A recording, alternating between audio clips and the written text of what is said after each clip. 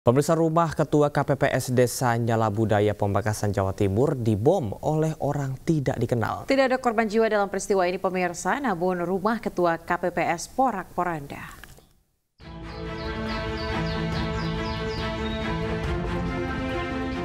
Rumah milik Kusyairi, Ketua KPPS Desa Nyala Budaya Pamekasan, Jawa Timur rusak parah usai dibom oleh orang tak dikenal Senin dini hari. Tidak ada korban jiwa dalam peristiwa ini karena saat kejadian pemilik rumah sedang tidur di rumah sebelah. Cuma kalau saya tidak mendengar yang ledakannya, yang kaca, yang jatuh jendela, itu yang saya mendengar. Kemudian saya langsung lari ke luar karena tidak tahu bahwa kejadian itu di rumah saya sendiri. Waktu itu Bapak tidur di rumah yang mana, Pak? Tidur di ruang depan. Itu kan rumah ada dua, rumah yang belakang yang kena. Dari hasil penyelidikan sementara, bom yang digunakan adalah bom ikan atau bom bondet. Polisi hingga kini masih terus memeriksa sejumlah saksi. Sudah di Pamekasan ya, sudah kita identifikasi bahan dasarnya adalah dari, kalau nggak salah, bom ikan bondet. Mudah-mudahan motif sama pelaku sedang didalami sama tim. Dalam waktu yang tidak terlalu lama, mudah-mudahan bisa kita ungkap. Polisi terus mendalami pelaku dan motif pemboman rumah Ketua KPPS ini. Warga juga diminta untuk tidak terprovokasi dan membuat hipotesis sendiri atas motif pelemparan bom. Dari Pamekasan, Jawa Timur, Tim Liputan iNews melaporkan. Dan beralih ke informasi lain, pemirsa, sidang pra-peradilan Aiman Wicaksono kembali digelar dengan agenda mendengar jawaban dari tergugat. Ya, pihak tergugat yang diwakili oleh Kabid Kum Polda Metro Jaya meminta hakim menolak gugatan Aiman. Wartawan senior Aiman Wicaksono didampingi tim hukumnya kembali hadir dalam sidang pra-peradilan di Pengadilan Negeri Jakarta Selatan dengan agenda mendengar jawaban dari tergugat. Dalam petitum jawabannya, pihak tergugat diwakili oleh Kabid Kum Polda Metro Jaya Kombes Pol Leonardus Simarmata meminta Hakim Tunggal Delta Tama menolak seluruh gugatan pra-peradilan Aiman.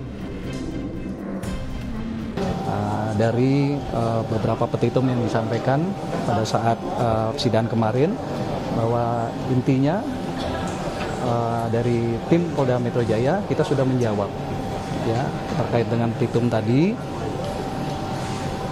Serangkaian tindakan yang dilakukan oleh penyidik dalam proses penyitaan terhadap barang bukti, ya dalam hal ini ada 4, itu sudah sesuai dengan ketentuan perundang-undangan, baik itu KUHP maupun juga di dalam peraturan Kapolri, ya. Dan ini tadi kami sudah sampaikan di dalam jawaban kami. Kita ingin bahwa alat bukti ini dalam status quo, artinya tidak ada yang merubah. Nah, untuk menjamin keamanan originalitas tadilah makanya kita merubah untuk penyidik melakukan tindakan untuk merubah password sehingga nanti itu masih dijamin originalitasnya pada saat nanti persidangan.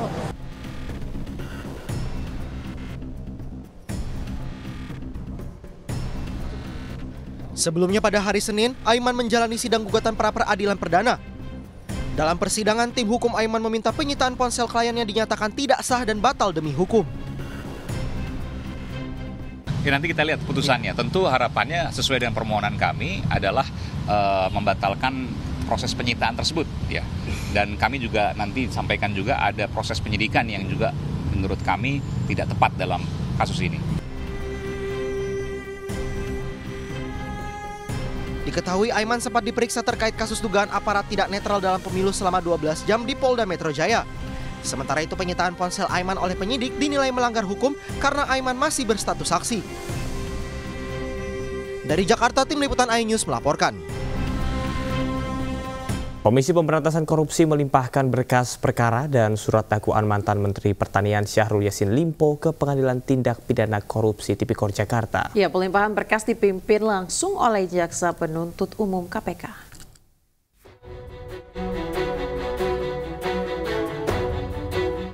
Komisi Pemberantasan Korupsi melimpahkan berkas perkara dan surat dakwaan mantan Menteri Pertanian Syahrul Yassin Limpo ke Pengadilan Tindak Pidana Korupsi Jakarta. Pelimpahan berkas dipimpin langsung oleh Jaksa Penuntut Umum KPK. KPK menjelaskan tim jaksa mendakwa SYL dengan perbuatan bersama-sama melakukan pemerasan kepada para pejabat eselon 1 beserta jajaran di Kementerian Pertanian, termasuk dengan penerimaan gratifikasi sebesar 44,5 miliar rupiah. Para terdakwa ini didakwa dengan pasal pemerasan dalam jabatan dan juga penerimaan gratifikasi yang sejauh ini dari hasil penyidikan sekitar 44,5 miliar dan tentu semuanya akan dibuktikan oleh tim jaksa KPK di depan majelis hakim. Adapun mengenai proses penyidikan dengan dugaan tindak pidana pencucian uang untuk tersangka SYL dan kawan-kawan ini sejauh ini masih terus berproses dan tentu perkembangannya selalu kami sampaikan pada masyarakat. SYL dan kawan-kawan dijerat dengan pasal 21 huruf E Undang-Undang Pemberantasan Tindak Pidana Korupsi Junto pasal 55 ayat 1 ke 1 KUHP. Selain SYL, dua terdakwa lainnya ialah Sekretaris Jenderal Kementan, Kasdi Subagiono, serta Direktur Alat dan Mesin Pertanian Direktoral Jenderal Prasarana dan Sarana Kementan Muhammad Hatta. Dari Jakarta, Tim Liputan iNews melaporkan. Mardani Maming, terpidana kasus korupsi izin usaha pertambangan tanah bumbu Kalimantan Selatan diduga keluar lapas Sukamiskin, Bandung. Ya, video Mardani beredar di media sosial pemirsa saat berada di Bandara Syamsuddin Nur, Banjarmasin dalam perjalanan menuju Surabaya.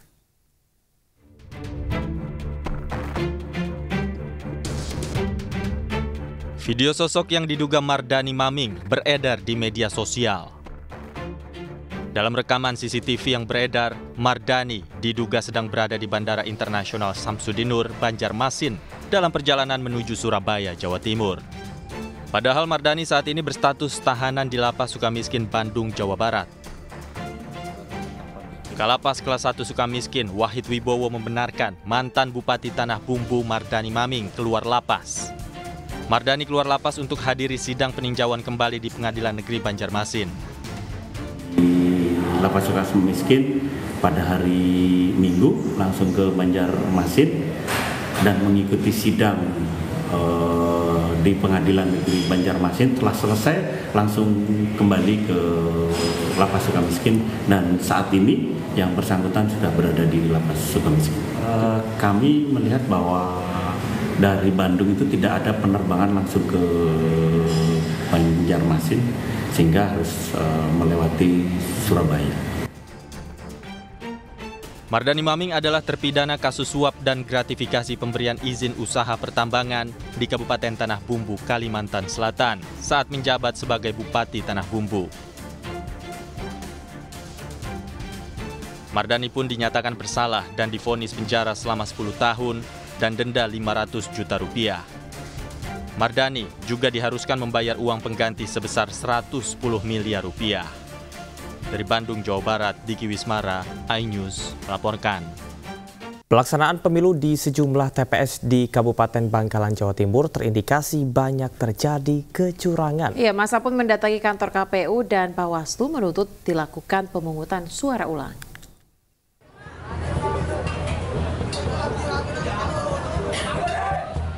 Masa menggeruduk kantor KPU dan Bawaslu Kabupaten Bangkalan, namun aksi mereka tertahan di pintu masuk oleh barikade aparat kepolisian. Masa pun menumpuk dan sempat memblokade jalan. Selain membawa beragam spanduk kecaman terkait ketidakbecusan penyelenggara pemilu, mereka juga membawa keranda mayat sebagai tanda dan kritik atas matinya demokrasi di Indonesia. Mereka menilai suara pemilu bisa diatur oleh segelintir pihak untuk memenangkan pihak atau calon tertentu, baik untuk pemilihan legislatif maupun pemilihan presiden dan wakil presiden.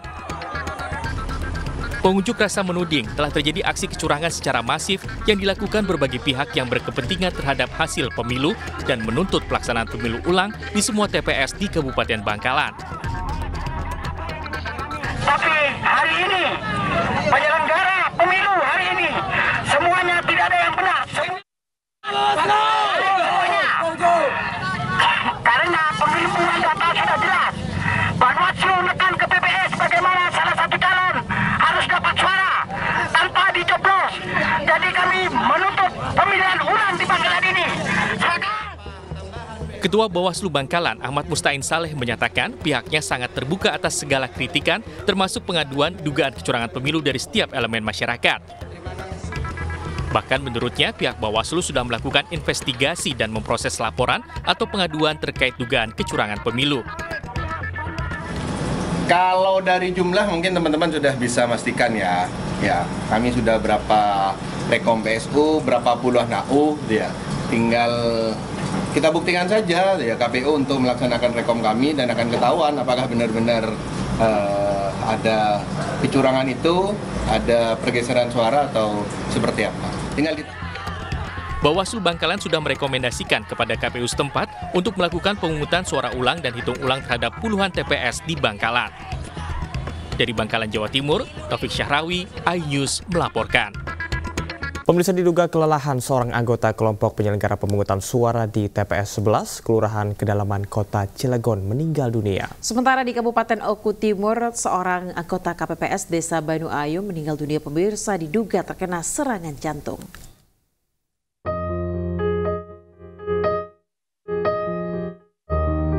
Seorang anggota KPPS di TPS 11 Kelurahan Kedalaman, Kecamatan Cibeber, Kota Cilegon, Banten bernama Santo meninggal dunia pada Selasa pagi. Diduga korban kelelahan usai menjaga kotak suara. Santo dikenal sebagai orang yang giat dan rajin. Almarhum meninggal dunia di usianya yang masih muda, yakni 23 tahun. Almarhum mengaku senang bisa berpartisipasi dalam pemilu sebagai anggota KPPS. Namun selama bertugas, Santo diduga kelelahan usai bertugas hingga hampir 24 jam. Kemarin sore itu sesek, dia langsung terbawa ke bidan, di sebelah Kalanganyar. Langsung terbawa ke pakai ambulan sama saya, yaitu ke Pangurawi. Udah kejeng di situ tuh ke IGD, udah. Kata dokternya, ibu ini kenapa? Tadinya habis ngapain, kerja apa? Ya tak bilangin habis jadi ketua gitu, kemarin nggak apa-apa. Terus meninggalnya jam berapa, Bu? Jam habis subuh pagi. Kabar duka juga datang dari Kabupaten Oku Timur. Seorang anggota KPPS Desa Banu Ayu, Kecamatan BP Peliung bernama Kalam, meninggal dunia akibat terkena serangan jantung. Pada tanggal 15 Februari 2024, almarhum melaksanakan tugasnya sebagai KPPS, melakukan perekapan perolehan hasil suara pemilu hingga menjelang pagi hari. Almarhum sempat mengeluh tidak enak badan dan kemudian beristirahat beberapa hari. Pada tanggal 17 Februari 2024, almarhum sempat mengambil honor dan pada tanggal 19 Februari 2024 sekitar pukul 19 waktu Indonesia Barat, almarhum mengeluh sesak di bagian dada sebelah kiri dan kemudian tidak sadarkan diri.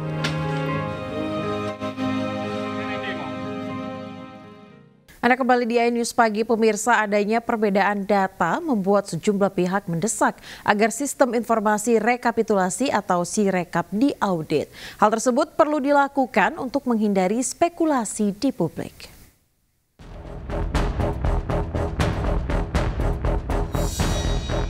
Sistem informasi rekapitulasi atau Sirekap yang digunakan KPU untuk membantu penghitungan suara menuai sorotan. Salah satunya terkait adanya perbedaan hasil Pilpres yang masuk ke Sirekap. Ketua KPU Hasyim Asy'ari pun menjelaskan mengenai anomali dalam sistem Sirekap tersebut. Sistem itu bisa membaca apakah anomali atau tidak, itu diantaranya seperti ini contohnya. Misalkan di TPS itu maksimal pemilih 300. Kok tiba-tiba perolehan suaranya bisa lebih dari 1000, itu berarti kan anomali. Maka kemudian itu ditandai oleh sistem dan kemudian dilakukan koreksi berdasarkan unggahan foto formulir C hasil yang berbasis TPS. Sementara itu, calon wakil presiden nomor urut 3 Mahfud MD menilai anomali yang terjadi di Sirekap harus diaudit oleh lembaga independen. Hal tersebut perlu dilakukan agar tidak terjadi spekulasi di masyarakat. Saya sangat setuju. Di luar soal perkara ke MK, saya sudah serahkan ke tim khusus. Di luar soal perkara ke MK, kejujuran pemilunya itu menyangkut semua, menyangkut masa depan bangsa, menyangkut demokrasi. Itu audit digital forensik supaya dilakukan. Dan itu bisa. Dan beberapa hari lalu si Kholik dari KPU udah mengatakan siap diaudit. Nah, ayo dong. Lembaga independen tapi bukan lembaga yang berwenang. Kalau lembaga yang berwenang nanti yang punya pemerintah lagi yang sudah dicurigai kan. Selain dari Mahfud MD, desakan audit Sirekap datang dari sejumlah ahli digital forensik. Mereka menilai hasil audit ini akan memberikan gambaran kepada masyarakat mengenai masalah yang terjadi di Sirekap. Tim Liputan iNews melaporkan. Pemirsa, calon wakil presiden nomor urut 2 Gibran Rakabuming Raka tak permasalahkan adanya pihak yang menolak hasil Pilpres 2024.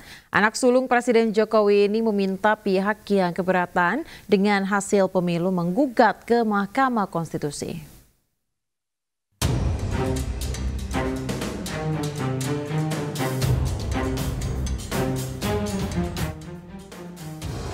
Massa yang tergabung dalam gerakan masyarakat sipil Selamatkan Demokrasi Indonesia mendatangi kantor KPU menolak hasil Pilpres 2024 pada Senin 19 Februari. Massa menolak hasil Pilpres karena ada dugaan kecurangan yang terstruktur, sistematis, dan masif. Massa mendesak agar kecurangan tersebut diusut tuntas. Sementara itu, terkait aksi menolak hasil Pilpres, calon wakil presiden Gibran Rakabuming Raka menanggapi santai. Putra sulung Presiden Jokowi ini menilai apa yang dilakukan massa tersebut merupakan bagian dari demokrasi. Ya, itu hal yang biasa, wajar, segala evaluasi, masukan, kritikan kami terima aja. Kalau misalnya ada gugatan di MK, Mas? Ya monggo. Kan saya sudah sering bilang, silahkan. Jika ada yang kurang berkenan, sudah ada jalurnya sendiri-sendiri. Oke. Sebelumnya berbagai dugaan kecurangan pemilu masif disuarakan. Lini massa dibanjiri foto dan video dugaan kecurangan penggelembungan suara. Massa pun meminta Ketua KPU RI Hasyim Asy'ari mundur dari jabatannya karena diduga terlibat dalam kecurangan tersebut. Sementara itu, pemirsa, pasangan Capres dan Cawapres nomor urut 1 Anies Baswedan dan Muhaimin Iskandar menggelar rapat dengan tim kuasa hukum membahas dinamika Pilpres 2024. Anies menyebut banyak pelanggaran yang dilakukan bahkan sebelum pelaksanaan pemungutan suara. Anies Baswedan, Muhaimin Iskandar, dan tim kuasa hukumnya menggelar rapat di kawasan Tegalarang, Jakarta Selatan pada Selasa siang. Rapat membahas dugaan kecurangan dan pelanggaran pemilu yang menurutnya sudah terjadi sejak sebelum hari pemungutan suara. Anies dan timnya akan mengumpulkan bukti-bukti pelanggaran dan kecurangan sebelum menentukan langkah hukum selanjutnya. Anies pun yakin ia dan pasangannya Muhaimin Iskandar seharusnya bisa lolos ke putaran kedua Pilpres 2024. Kenapa tim hukum bekerja lengkap dan kami syukur tim hukum ini sampai dengan daerah itu komplit di seluruh provinsi, mengumpulkan semua data, dan kami tidak akan menyampaikan informasi yang sekedar menimbulkan kontroversi, tapi kami ingin sampaikan kepada semua, dari temuan sementara kami menemukan problem yang terbesar bukan di TPS, tapi problem terbesar yang ditemukan adalah kegiatan-kegiatan pra-TPS. Kegiatan-kegiatan yang membuat aktivitas di TPS itu dipengaruhi dan tidak mencerminkan aspirasi rakyat yang semula ada. Ini temuan yang paling mendasar, pra-TPS. Nah, pra-TPS ini banyak aktivitasnya, nanti detail akan ada. Ini yang sangat mengkhawatirkan. Jadi kualitas dari hasil pemilu yang sesungguhnya harus mencerminkan aspirasi rakyat, di dalam temuan kami sebagian bukan aspirasi rakyat. Anda kembali di iNews Pagi, pemirsa, bersama saya Aya Dufus dan rekan saya Camar Haenda. Kita ke informasi selanjutnya. Pemirsa, proses rekapitulasi hasil pemungutan suara di Polewali Mandar, Sulawesi Barat diwarnai kericuhan. Ya, sejumlah aparat kepolisian berhasil mengamankan kedua pihak hingga kericuhan tidak meluas.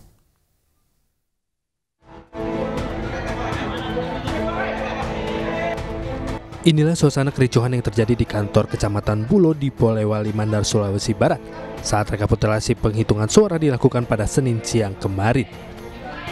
Rekapitulasi yang awalnya berjalan aman, tiba-tiba terjadi kericuhan hingga suasana di dalam ruangan gaduh.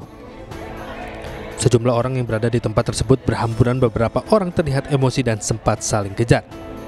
Seorang saksi bahkan mengambil kursi plastik yang berusaha menyerang seorang yang diduga saksi partai politik lainnya. Keributan bermula saat seorang saksi meminta rekapitulasi dihentikan lantaran meminta tanggapan KPPS. Beruntung sejumlah aparat kepolisian melerai kedua belah pihak yang nyaris saling serang dan adu jotos. Ketidakpuasannya maksudnya seperti ini, yang saksi tersebut minta klarifikasi bahwasanya ada 3 desa dan 5 TPS itu kemarin adanya kejadian boleh bilang bencana yang mengharuskan TPS itu bergeser agar tidak basah karena hujan. Rekapitulasi kembali dilanjutkan setelah suasana kembali tenang dan sejumlah aparat kepolisian menjaga ketat proses penghitungan suara di Kecamatan Bulo. Dari Polewali Mandar, Sulawesi Barat, Huzaizar Zainal, iNews melaporkan. Pemirsa, kericuhan hingga baku hantam terjadi saat pleno rekapitulasi suara pemilu di Kecamatan Lembar, Lombok Barat. Masa emosi karena caleg yang didukungnya mendapat hasil suara sedikit.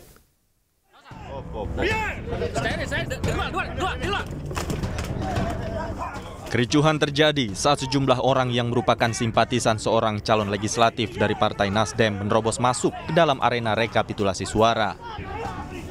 Mereka emosi hingga membanting kursi, meminta rekapitulasi suara di Kecamatan Lembar, Lombok Barat dihentikan.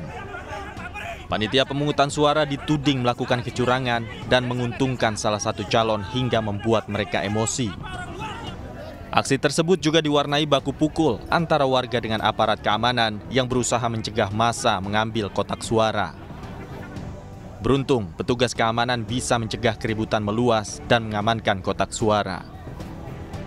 Memang sempat masuk ke kantor camat, tapi tidak ada warga yang sampai dengan masuk ke tempat kegiatan rapat pleno. Kita sudah himbau bersama Pak Ketua PPK, bersama teman-teman yang lain, dengan aparat keamanan yang lain, silakan dikawal, tentunya secara proseduran. Tidak ada korban akibat kejadian ini, namun proses rekapitulasi tingkat kecamatan sempat tertunda. Kembali bertugas sebagai jurnalis, Aiman Wicaksono mengundang sejumlah politisi dan ahli untuk berdiskusi terkait dugaan penggelembungan suara yang terjadi di Pilpres 2024. Dalam dialog di program Rakyat Bersuara ini, Wakil Deputi Kinetik Teritorial TPN Ganjar Mahfud, Adian Napitupulu, menyebut ada kejanggalan yang dialami saat perhitungan suara di sejumlah TPS di Bogor. Angka gua kemarin sekian, ini Adian nih, bukan Pilpres. Ngitung angkanya lebih dikit, kertas suaranya lebih dikit dibandingkan Pilpres. Kenapa hari ini sekian, jam 8 pagi sekian, jam 5 sore turun. Hilang 470 suara. Lu baru menghitung 15.000 TPS di Kabupaten Bogor. Dengan 9 orang caleg DPR RI. Berubah dalam waktu 6 jam, suara gua turun 470 suara. Itu baru Adian. Gimana karena begini? Sebentar dulu. Artinya bahwa gini, kalau kemudian untuk 15.000 TPS saja bisa terjadi itu, mungkin nggak terjadi untuk 823.000 TPS yang lain. Lebih mungkin dong peluangnya, lebih besar dong peluangnya, kan seperti itu. Makanya solusinya sebenarnya gampang Bang. Solusinya adalah yuk kita sama-sama kerahkan saksi-saksi kita, pasukan-pasukan kita ikut dalam proses rekap perhitungan manual. Gini Man. Itu tanggung jawab partai politik. Ada tanggung jawab negara. Bisa nggak gua bilang bahwa seluruh angka yang sudah dipublikasikan oleh Sirekap itu hoax? Kalau itu bisa dikatakan, bisa nggak dikatakan negara menyebarkan hoax? Bisa nggak? Oke, kalau bisa dikatakan negara menyebarkan hoax, buka undang-undang ITE. Ada sanksinya loh. Kalau buka misalnya, undang-undang penyebaran kebohongan publik, ada sanksinya loh. Begini, menurut saya harus ada langkah hukum ketika negara dianggap menyebarkan hoax. Kenapa? Tersebar kok itu. Angka itu tersebar kok. Iya, betul. Gitu loh. Artinya terus ini menjadi kepentingan lebih besar lagi bahwa harus ada langkah politik parlemen. Iya, itu dua hal ya. Ada langkah politik di parlemen, silakan, itu hak konstitusi teman-teman yang ada di kita semua lah. Itu silakan. Tapi saya mau bilang begini, Ya kalau tadi misalnya ada perubahan, ya namanya ini kan masih dalam proses perhitungan semua. Kan nanti kan akan ada schedule waktu, timing, yang disitulah kita akan menyimpulkan semuanya. Jadi kalau yang namanya sekarang ini, kalau kita patokannya Sirekap Mas ya. Kalau kita mau menjadikan Sirekap sebagai patokan, ya itu pasti akan fluktuatif karena tadi sudah diakui, sudah diakui. Kalau MK nggak bisa dipercaya, oke, sudah diakui. KPU dan Sirekapnya nggak bisa dipercaya, mau tidak mau rakyat hanya bisa percaya dengan kekuatan dirinya sendiri. Hati-hati loh. Iya nggak apa-apa. Nah ini sama loh. Begini Bang, ketika rakyat tidak lagi mempercayai lembaga-lembaga negara. Ini dia narasi hanya akan percaya pada langkah narasi bahwa hati-hati dengan gerakan rakyat, hati-hati dengan ini semua. Bukan yang mengatakan itu. Ini kan Kenapa narasi yang memang negara minta maaf sama rakyat. Narasi yang memang akan terus diangkat. Entah sengaja tidak sengaja. Kemarin sebelum pemilihan yang salah, entah sengaja tidak sengaja, mau sengaja tidak sengaja uang rakyat, pajak rakyat habis untuk kesalahan itu. Boleh saya catatan? Sama. Boleh catatan dari saya. Sementara itu pemirsa, pengamat politik Rocky Gerung menyatakan Sirekap jadi alat bantu untuk kecurangan. Rocky juga menyatakan ada pihak yang berniat jahat terhadap demokrasi. Rekap itu fungsinya apa itu? Disediakan oleh negara untuk melayani kepentingan publik mengetahui informasi lebih awal. Kan itu dasarnya kan. Yang disebut alat bantu untuk memungkinkan publik memakai alat itu supaya kuriositasnya dipenuhi. Jadi itu alat bantu untuk membantu publik. Poinnya di situ. Ternyata itu adalah alat untuk membantu kecurangan. Terjebak di situ, ditutup alat itu. Konyolnya di situ caranya. Nah saya mau terangkan tadi dari awal, tadi saya katakan rakyat bersuara itu bahasa latinnya Vox Populi, biasanya Vox Populi Vox Dei itu. Suara rakyat suara Tuhan. Kita balik sekarang itu. Vox Populi suara rakyat. Clare Deo. Suara rakyat itu ada tangisan Tuhan hari ini. Karena kita mau mengawasi sesuatu yang dari awal yang saya sebut tadi. TPS pertama itu di Mahkamah Konstitusi sudah ditusuk sama Jokowi. Itu poinnya itu. Jadi berarti ada perencanaan kejahatan sampai di sini. Saya tuduh itu tuh. Susah untuk membuktikan memang. Tetapi otak kita mengatakan begitu tuh. Sekarang coba kita bikin renungan kecil ya. Bung Karno tidak menginginkan partai politik karena dia pakai prinsip ini bangsa satu aja nih, persatuan aja. Bung Hatta karena belajar tentang demokrasi mengucapkan hal yang berbeda. Keluar maklumat nomor X tentang boleh bikin partai politik supaya kita bergembira, supaya ada pikiran publik tiba di dalam kotak-kotak suara. Itu kerjaan Bung Hatta yang mengerti bahwa kedaulatan rakyat harus difasilitasi oleh kebebasan membuat partai politik. Jadi dari awal negeri ini dituntun oleh kebebasan untuk berbicara, berpikiran, beroposisi. Karena itu ada partai politik. Pak Harto kesel. Macam-macam partai politik nih. Cawe-cawe melulu. Lalu disederhanakan oleh Pak Harto sehingga tinggal 3 partai kan. Disederhanakan. 2 partai. Ya 2 partai 1 Golkar. Kekuatan pun disederhanakan jadi 3 itu. Oke, masih mending. Karena Pak Harto bagian dari mau berpikir military efisiensi itu. Efisien aja itu. Jadi. Sekarang di era demokrasi, Muldoko mau mengambil Demokrat, mau rampok Demokrat. Masuk akal nggak masuk akal? Pasti masuk akal karena Muldoko nggak punya partai. Soeharto masuk akal untuk efisiensi. Muhammad Hatta masuk akal untuk kebebasan. Muldoko masuk akal karena dia tidak punya partai. Sekarang Jokowi punya partai, dia rusak sendiri partainya. Coba bayangkan. Kedunguan apa ada di kepala Pak Jokowi? Dia merusak sendiri PDIP, hancur PDIP. Partai yang mestinya hidup, bahkan dihidupkan oleh kadernya tuh. Dipangkas oleh Jokowi itu. Padahal ini partai yang harusnya ada seterusnya. Karena dia membawa sejarah zaman dari awal kemerdekaan kita. Soekarnoisme itu harusnya hidup terus.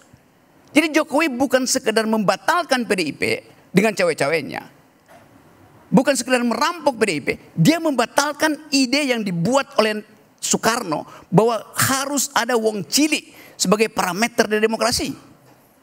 Kan itu intinya kan. Lain kalau Bung Karno itu, kalau Jokowi bukan anggota partai, dia mau rusak PDIP. Ini dia adalah anak dari partai itu, dia rusak sendiri itu. Coba Anda bayangkan tuh. Di mana ada peristiwa seperti itu? Ada. Di Singosari, zaman Ken Arok. Baik. Jadi kelihatannya Jokowi berniat jahat terhadap demokrasi. Terima kasih. Pemirsa, mantan Menko Polhukam yang juga Capres nomor urut 3 Mahfud MD turut berkomentar tentang kekacauan data Pilpres 2024. Mahfud MD meminta agar sistem informasi rekapitulasi Komisi Pemilihan Umum diaudit oleh lembaga independen.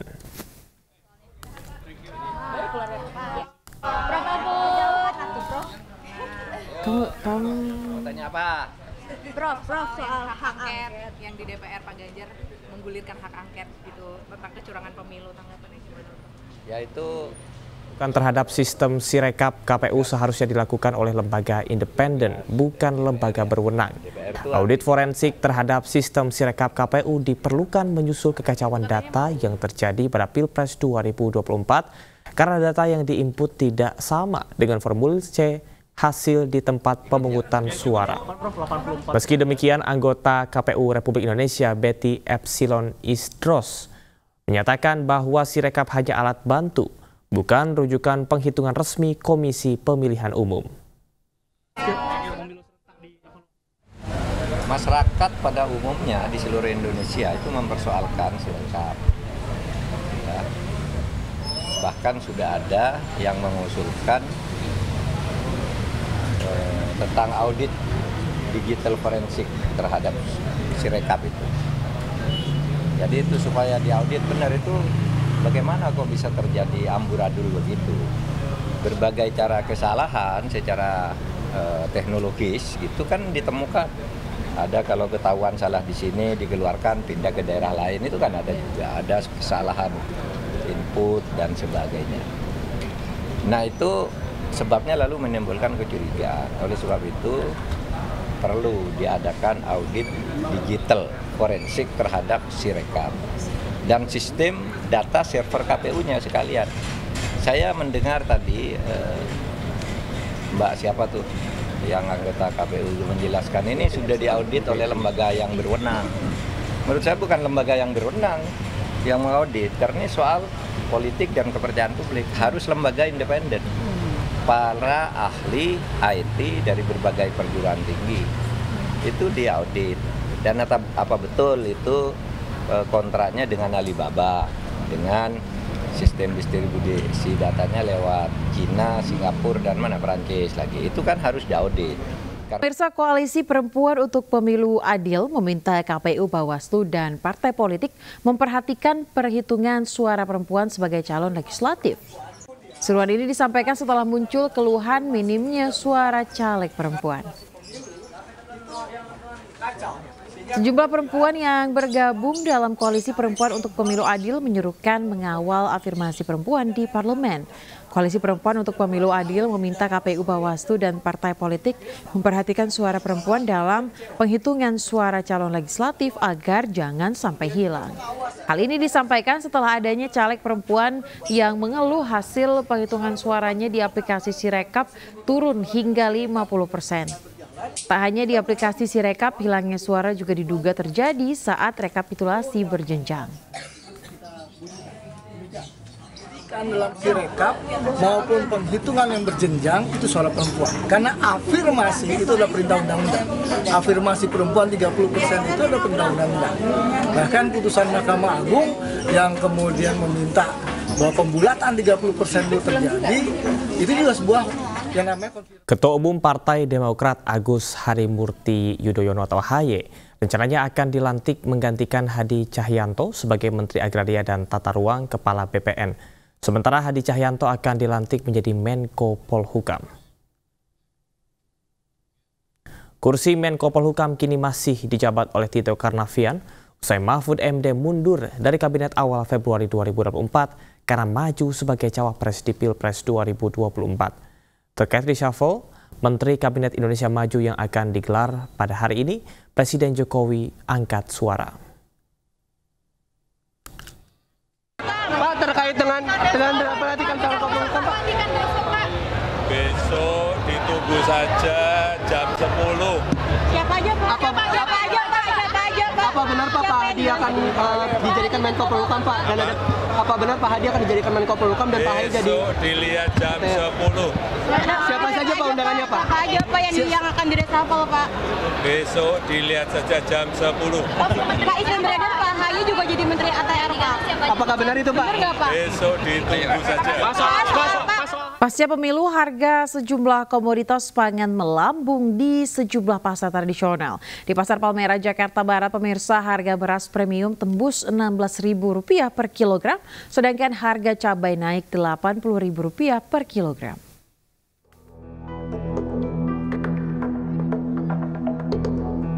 Sejumlah harga komoditas pangan merangkak naik di Pasar Palmerah, Jakarta Barat. Salah satunya beras. Harga beras medium lonjak dari Rp10.000 menjadi Rp14.000 per kilogram. Sedangkan beras premium tembus Rp16.000 yang sebelumnya Rp13.000 per kilogram. Selain mahal, pasokan beras terutama beras kualitas rendah kini sulit didapat. Selain beras, harga cabai juga ikut melambung dari Rp60.000 menjadi Rp80.000 per kilogram. Sementara harga bawang merah mulai naik tembus Rp40.000 per kilogram. Melambungnya harga sejumlah sembako ini terjadi akibat pasokan terbatas. Itu kok cabai kan kosong, jadinya ya naik. Jadi terpaksa nih buat naikin harga juga. Ya iya, mau belinya mahal. Terus sekarang udah 90, hampir mendekat. Ada yang jual 100 mungkin kalau yang bagus. Memang sebenarnya kalau ini bumbu dapur tuh ya, daun salam aja naik. Jadinya kalau emang pasokannya banyak ya pasti harga turun, kalau pasokannya sedikit ya pasti naik gitu aja. Yang biasa itu, yang medium itu 10.000 ya. Nah, tuh 10.000 sampai 11 ya. Sekarang aja udah 15.500 banget gitu. Dia ya sempat marah-marah nih beli beras mahal tapi kualitas nggak bagus gitu loh. Ya. Masyarakat berharap pemerintah segera mengambil langkah untuk menstabilkan harga bahan pokok. Dari Jakarta, Putu Bagus, Eri Nugraha, iNews melaporkan. Pemirsa, dampak harga beras mahal, warga mulai berburu beras jagung di Pasar Besar Jember, Jawa Timur. Selain memasak langsung, warga juga mencampur beras jagung dengan beras biasa agar lebih hemat.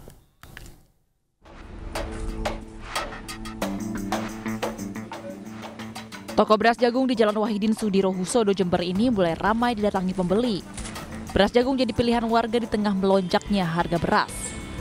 Di Jember sendiri harga beras di pasaran mencapai Rp15.000 per kilogramnya. Sedangkan beras jagung hanya seharga Rp12.000 per kilogram. Selain untuk dimasak langsung, pembeli juga mencampur beras jagung dengan beras biasa agar lebih irit. Mahal semua, naik melambung tinggi. Bapak namanya juga membeli beras jagung? Iya. Kenapa, Pak? Untuk campuran nasi. Tapi kalau kualitasnya itu orang yang beli biasanya yang mahal, beli yang kualitas yang biasa gitu. Jadi menurun, pembelinya itu menurun dari yang mahal ke yang biasa. Baik pedagang maupun pembeli pun berharap harga beras kembali turun agar bisa terjangkau bagi masyarakat. Dari Jember, Jawa Timur, Bambang Sugiarto, iNews melaporkan. Pemirsa, pasca pemilu tidak hanya beras yang mahal, sejumlah harga kebutuhan pokok merangkak naik. Salah satunya harga cabai merah yang dijual Rp120.000 per kilogram di Pasar Atas Kota Cimahi, Jawa Barat.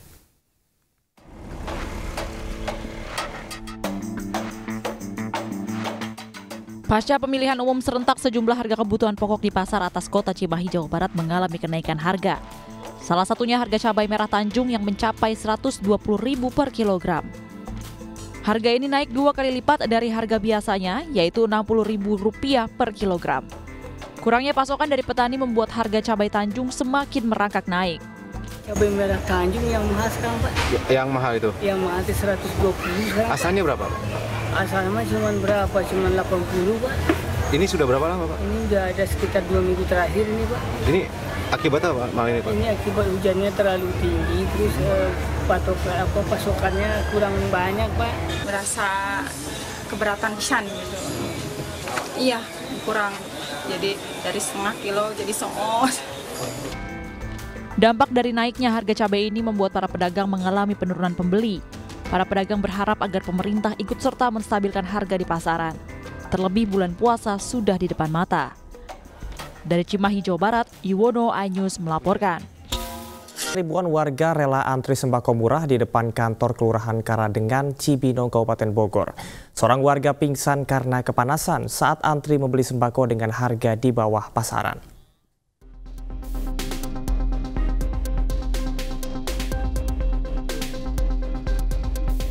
Seorang emak-emak pingsan di depan kantor Kelurahan Karadenan, Kecamatan Cibinong, Kabupaten Bogor. Diduga warga pingsan karena kepanasan saat mengantri sembako murah. Petugas kemudian membawa warga yang pingsan ke tempat yang lebih aman dari kerumunan. Warga mengeluh harga kebutuhan pokok saat ini melambung tinggi, terutama beras. Sementara Dinas Ketahanan Pangan Kabupaten Bogor saat ini menjual harga sembako yang terdiri dari 11 bahan pokok seperti beras, minyak goreng, dan gula.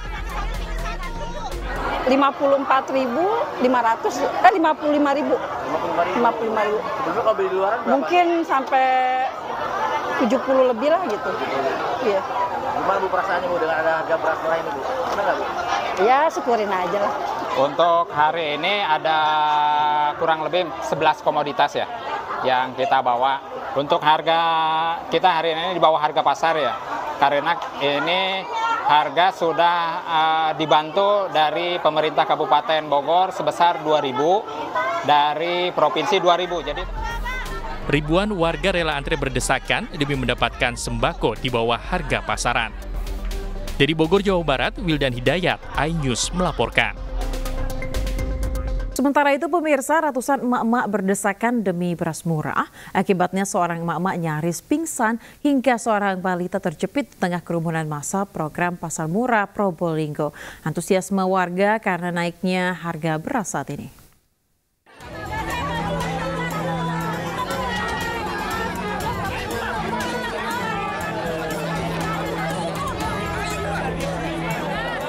Tak peduli masa yang padat dan terik matahari, ratusan emak-emak rela antri berdesakan untuk mendapatkan beras murah di program Pasar Murah Probolinggo, Jawa Timur. Terlalu lama berdesakan, seorang emak-emak nyaris pingsan dan seorang balita yang ikut mengantri bersama sang ibu menangis setelah terjepit kerumunan massa.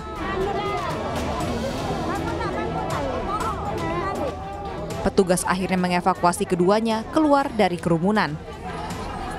Antusiasme masyarakat ini disebabkan oleh melambungnya harga beras saat ini.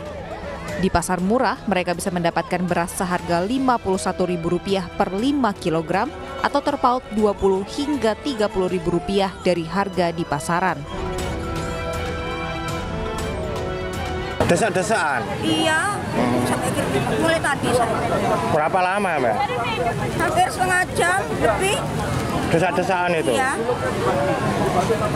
Ada sembako tadi di situ. Ada yang pingsan ya? Iya, ada yang pingsan tuh ada. Ini adalah kegiatan dari provinsi tentang masalah untuk gerakan pangan murah yang kolaborasi dengan provinsi sehingga kegiatan ini dilaksanakan di Kota Probolinggo. Berapa besaran atau ton? Kalau ini kerjasama dengan Bulog menyediakan 8 ton untuk beras. Menurut tabel pangan Badan Pangan Nasional, harga beras jenis medium saat ini Rp14.080.000 per kilogram atau naik 0,64%. Sedangkan harga beras premium Rp16.090 per kilogram atau naik 0,44%. Dari Probolinggo, Hana Purwadi, iNews melaporkan. Pemirsa, untuk penggunaan produksi industri diperlukan lembaga yang dapat memverifikasi tingkat komponen dalam negeri atau TKDN. Hal ini diperlukan untuk mendukung upaya pemerintah mencapai kemandirian bangsa.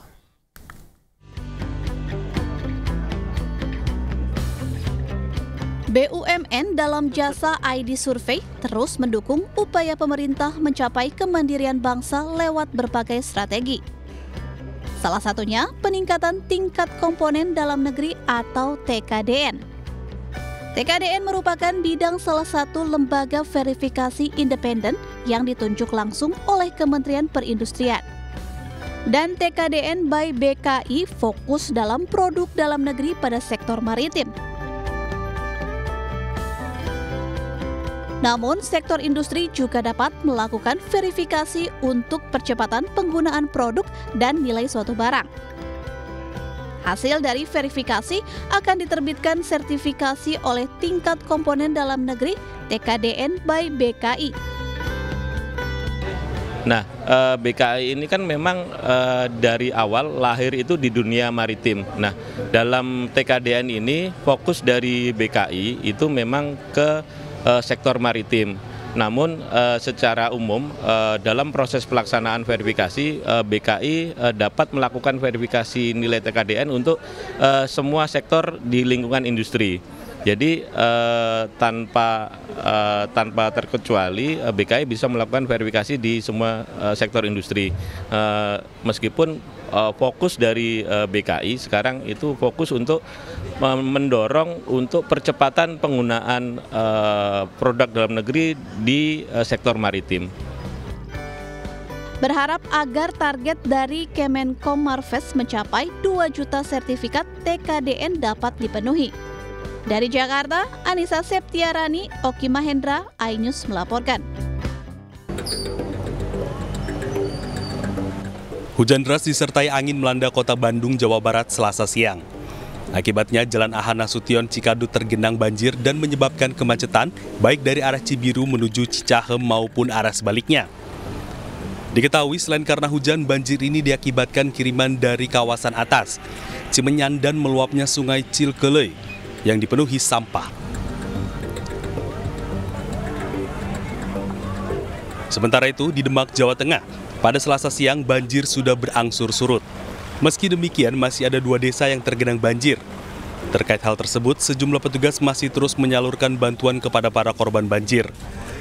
Selain itu, petugas juga mengerahkan sejumlah mesin pompa guna membuang genangan air ke Jalan Pantura supaya masuk ke Sungai Pelayaran kanan. Dari Tim Liputan iNews melaporkan. Pemirsa, polisi melakukan gelar perkara terhadap kasus perundungan yang terjadi di sekolah internasional yang melibatkan anak public figure. Polisi mengantongi fakta bahwa korban sudah 2 kali dibully oleh anggota geng di sekolahnya.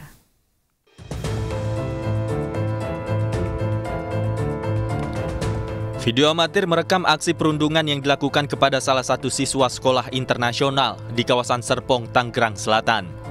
Dalam video itu terlihat korban dicekik, dipukul, dan dianiaya oleh salah satu siswa yang diduga anak seorang publik figur.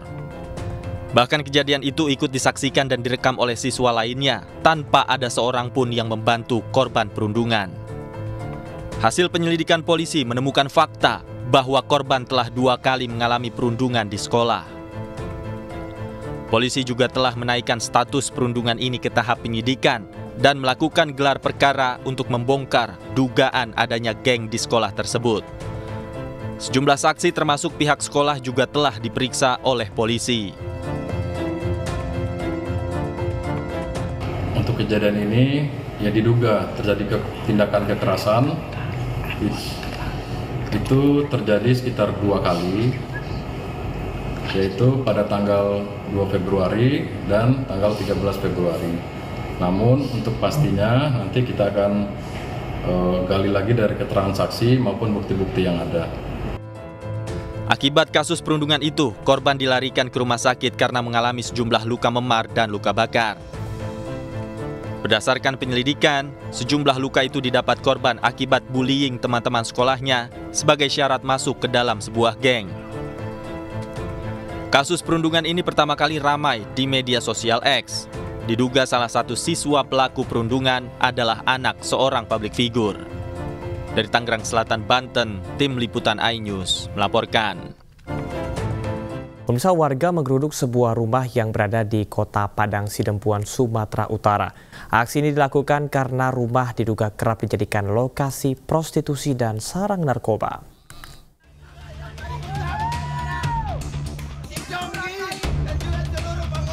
Ratusan warga menggeruduk rumah di Jalan Dr. Pinayungan, Gang Amal, Kelurahan Tobat, Kota Padang Sidempuan, Sumatera Utara. Aksi ini dilatar belakangi lantaran warga tidak terima dengan aktivitas penghuni rumah yang kerap kali mengganggu lingkungan sekitar.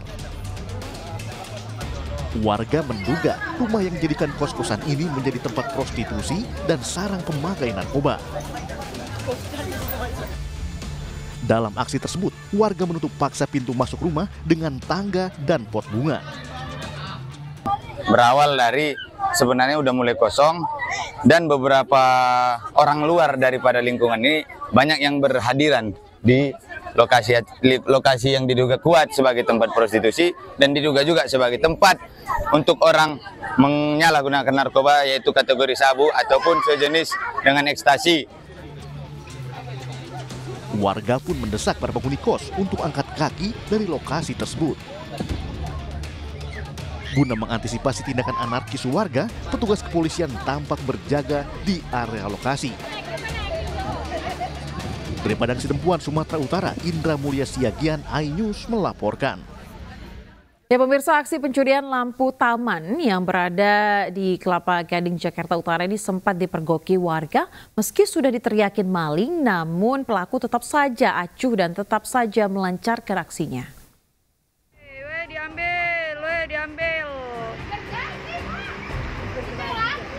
Rekaman ini memperlihatkan dengan jelas bagaimana seorang pria tengah menggotong tiang lampu taman di Jalan Yosudarso, Kelapa Gading Barat, Kelapa Gading, Jakarta Utara. Meski sudah diteriaki maling, nampaknya pria tersebut tidak menghiraukan. Bahkan dengan santai ia menghampiri komplotannya yang sudah menunggu menggunakan sepeda motor. Mereka pun segera meninggalkan lokasi tanpa ada rasa takut sedikit pun.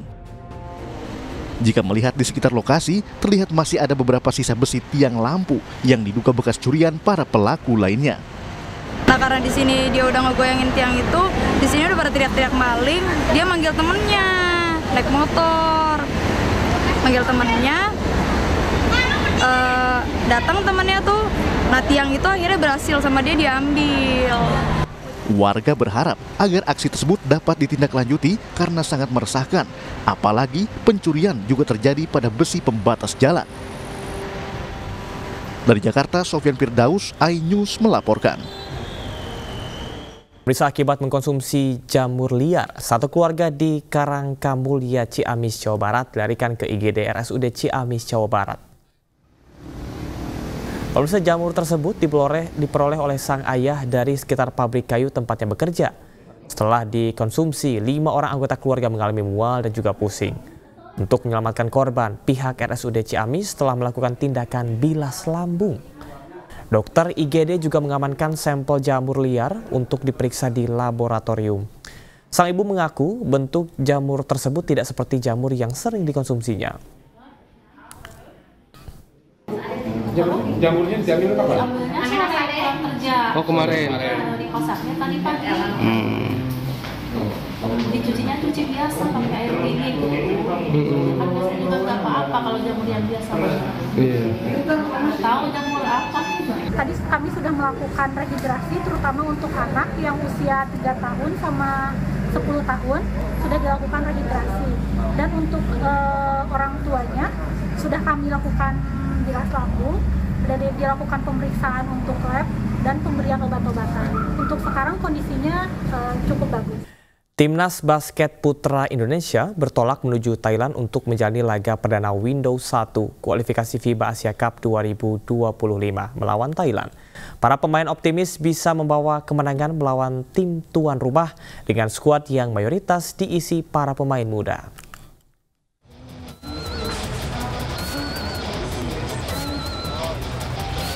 Timnas Basket Putra Indonesia bertolak menuju Thailand pada Selasa siang melalui Bandara Soekarno-Hatta, Tangerang, Banten untuk menjalani laga perdana Windows 1 kualifikasi FIBA Asia Cup 2025 melawan Thailand.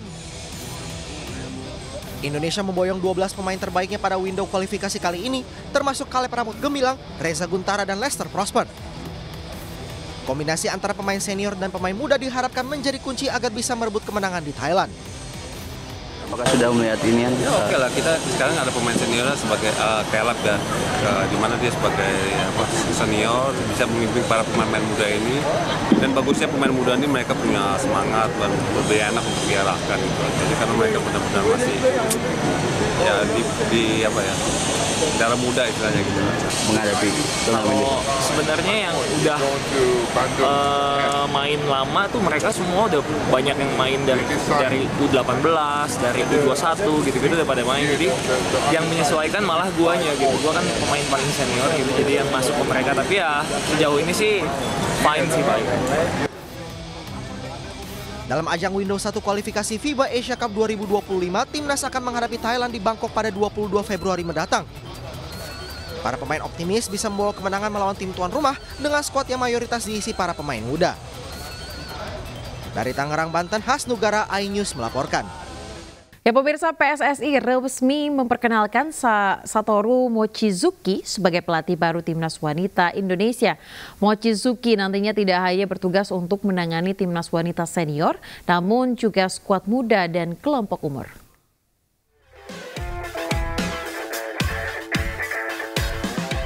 PSSI resmi memperkenalkan Satoru Mochizuki sebagai pelatih baru timnas wanita Indonesia pada Selasa pagi di Jakarta. Mochizuki terpilih menggantikan Rudi Eka Priyambada yang menjadi pelatih skuad Garuda Pertiwi sepanjang 2021 hingga 2023. Mochizuki merupakan pelatih berusia 59 tahun yang memiliki banyak prestasi bersama timnas putri Jepang. Mochizuki merupakan salah satu dari staf kepelatihan yang membawa Jepang juara Piala Dunia Wanita 2011 serta membawa timnas Jepang U23 putri meraih perak di Olimpiade London 2012. Kita mencari figur yang terbaik, dan saya dan tentu kita sepakat, kita merasa terhormat ya Coach Mochizuki Satoru ya yang sudah punya track record tadi memegang tim nasional Jepang ya ke Olimpiade ya bahkan juga ke Jerman, dan ini pernah bawa juara dunia. Jadi ini sesuatu hal yang sangat-sangat positif ketika dunia internasional mulai percaya sama Indonesia. Mochizuki berjanji akan langsung bergerak cepat membentuk tim terbaik, salah satunya siap belusukan ke berbagai tempat di Indonesia untuk mencari talenta berbakat. Indonesia Sakkar Kyoukai no kanousei to mirai, watashi zishin no kanousei to mirai o tatsei suru tame ni, jisugen suru tame ni yatte kimashita. Mochizuki nantinya tidak hanya bertugas untuk menangani timnas wanita senior, tapi juga skuad muda dan kelompok umur, termasuk dalam ajang Piala Asia Wanita U19 2024 di Bali nanti. Dari Jakarta, Nur Aryadin, iNews melaporkan.